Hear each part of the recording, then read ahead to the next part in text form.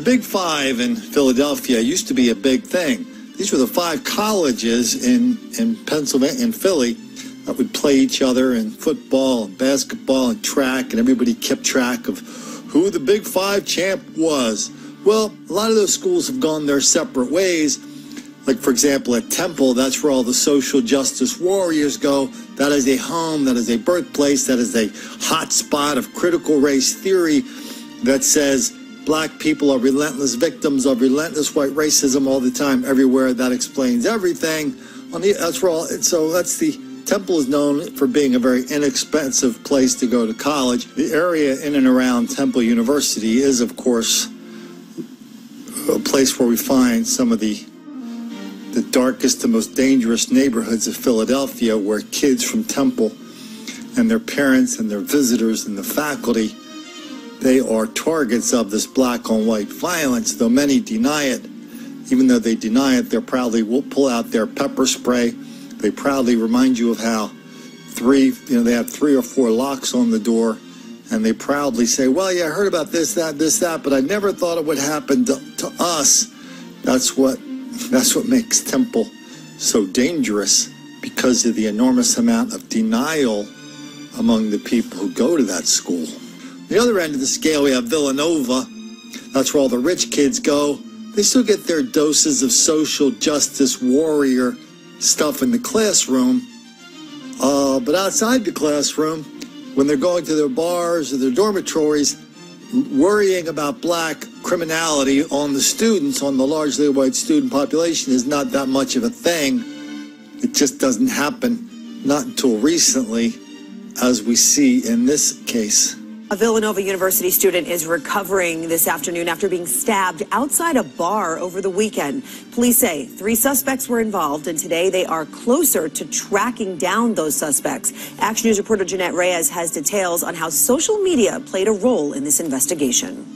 Radnor Township Police say they have been able to identify 2 of the 3 suspects involved in the stabbing of a Villanova student that happened over the weekend. After using the media as a tool to help identify the 3 suspects, right now Radnor Police have developed 2 what we would call very solid leads. We are confirming those leads now. Yesterday, police released these surveillance camera videos of the 3 suspects in hopes that someone would recognize at least one of the men, particularly the suspect with this bright designer jacket. It paid off. Several people called with tips on the attackers. The stabbing happened Saturday at 2 a.m. The unidentified victim had just left Kelly's Bar, a popular spot among Villanova students. He told investigators he was walking down Prospect Avenue with a female friend when these 3 men catcalled her and verbally harassed them. The victim told his friend to run. Seconds later, a verbal altercation turned physical, and he was stabbed in the chest. His friend is okay.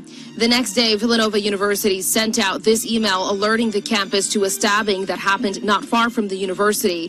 This morning, students were stunned to learn the victim was a student. The stabbing is just alarming to hear, especially since this is such a nice area, and being a college student, that's definitely scary to think about. That's really scary. The unidentified victim didn't realize he'd been stabbed until minutes later. He was rushed to Bryn Mawr Hospital, where he remains in stable condition. But doctors tell police the wound was millimeters away from killing him. This is a near-death situation. This very easily could have been a homicide. Superintendent Flanagan says they have names and addresses that they are working to confirm, but want to give the attackers an opportunity to do the right thing. The investigation is not done by any means, but we want to get these guys off the street. If they are watching, come turn yourself in. We'll avoid a lot of different problems. And although authorities are currently following 3 major leads in this ongoing investigation, they're still in need of tips to piece together what exactly happened.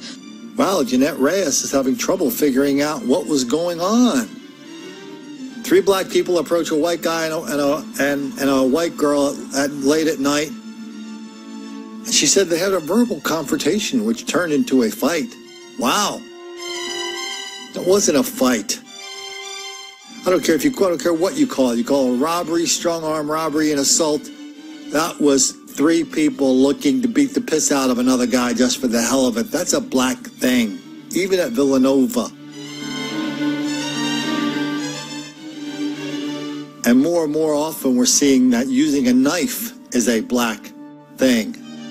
Let's head down to, I think, Birmingham, Alabama, where a couple of the fellas and their lovely ladies took out a knife. They gave a white girl at a Dollar General department store, they gave her a sob story about how they needed a ride here, there, everywhere.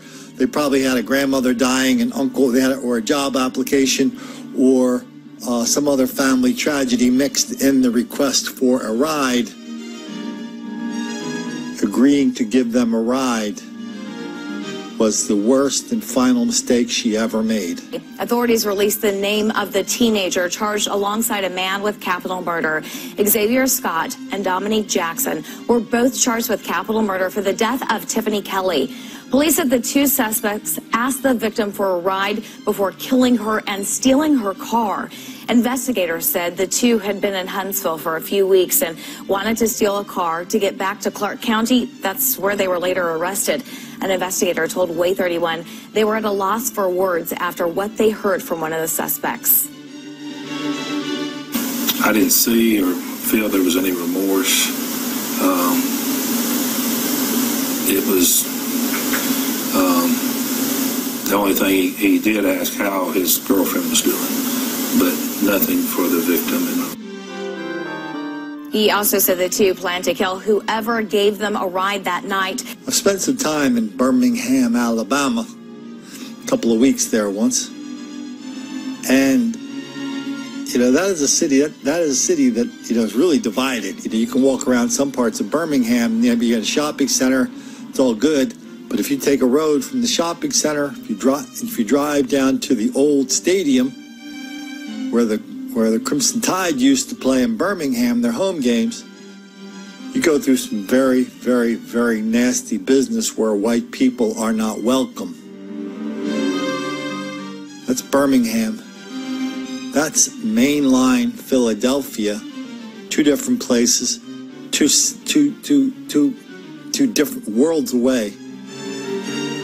But the same thing is happening in both places.